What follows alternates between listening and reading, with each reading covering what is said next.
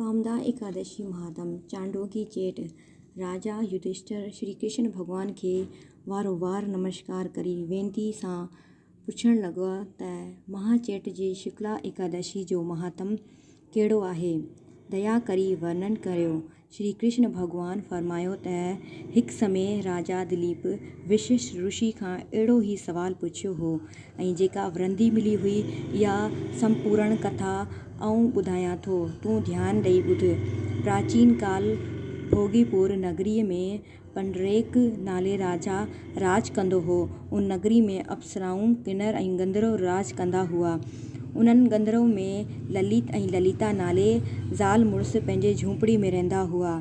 उन्हनि जो पाण में ॾाढो प्रेम हो। हिकु ॿिए खे ॾिसण बिना हू व्याकुल थी वेंदा हुआ ऐं ॻोल्ही ॻोल्ही हिकु ॿिए खे ॾिसंदा हुआ। हिकु ॾींहुं राजा जे दरबार में ललित राग ॻाई रहियो हो त अचानक खेसि पंहिंजी स्त्री जी यादि अची वई ऐं उन ख़्याल में संदसि राग जो सुर ऐं ताल विसरी वियसि। बेसुरो ॻाइणु लॻो। राजा पंडरेक ॾाढो धर्मात्मा ऐं तपस्वी हो। ललित जे माजरा खे परोड़ींदे राजा खेसि शराब ॾिनो त तूं राक्षस जे जूण माणींदे, छाकाणि जो तूं हिकु वेश्या जे प्रेम में फासिजी वियो आहीं। राजा जो शराब मिलंदे ई ललित हिकदमि राक्षस जे रूप में बदिलजी वियो। भयानक शकल थी पई ऐं वन में वञी पखी पशु खाए अनेक क़िस्मनि जा कष्ट भोगण लॻो। होॾां संदसि स्त्री ललिता पंहिंजे पतीअ खां सवाइ ॾाढो दुखी थी ऐं पंहिंजे पति ललित जो छुटकारे लाइ उपाय ॻोल्हण लॻी। हिकु ॾींहुं घुमंदे विंध्याचल पर्वत ते श्रृंगी ऋषिअ जे आश्रम ते अची ऋषि हिन खे नमस्कार करी प्रार्थना करण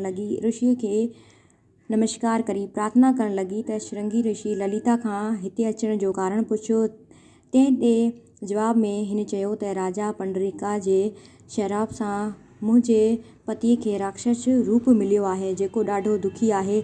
दया करी संदसि छुटकारे जो को उपाय वर्णन करियो। ऋषिअ फरमायो त हे गंधर्व कन्या, तूं कामदा एकादशी जो विर्त रखी उन जो फल पंहिंजे पतीअ खे निमित दान कर त खेसि मिलियल श्राप ख़तमु थी वेंदो। ऋषिअ जे आज्ञा सां ललिता कामदा एकादशी जो विर्त रखी सॼी राति जाॻियो करी सुबुह जो प्रसाद ऐं भोजन विरहाई प्रभु खे पुकारी चवण लॻी त हे परमेश्वर, आऊं हिन विर्त जो फल पंहिंजे पति खे निमित दान ॾियां थी। हे दयालु, तूं पंहिंजे दया सां पुकार स्वीकार कर। मुंहिंजे पति खे ॾिनल श्राप सां निजात ॾियार। भॻवान जी दया सां उन राक्षस जी निजात मिली ऐं असल स्वरूप प्राप्त थियसि। हाणे ललिता पंहिंजे पतीअ खे असली सुंदर रूप में ॾिसी गुदगुद थी पई। पति ऐं पत्नी हिकु ॿिए सां मिली प्रसन्न थिया ऐं परमेश्वर जा गीत ऐं गुण ॻाइण लॻा। जेको मनुष्य श्रद्धा सां विधिपूर्वक ही विर्त रखंदो, सो नीच ऐं ॿियनि भूत प्रीत ऐं राक्षस जूण खां छुटकारो हासिल कंदो ऐं अंत में संसारी सुख भोगी स्वर्ग प्राप्त कंदो। ओम तत्सत।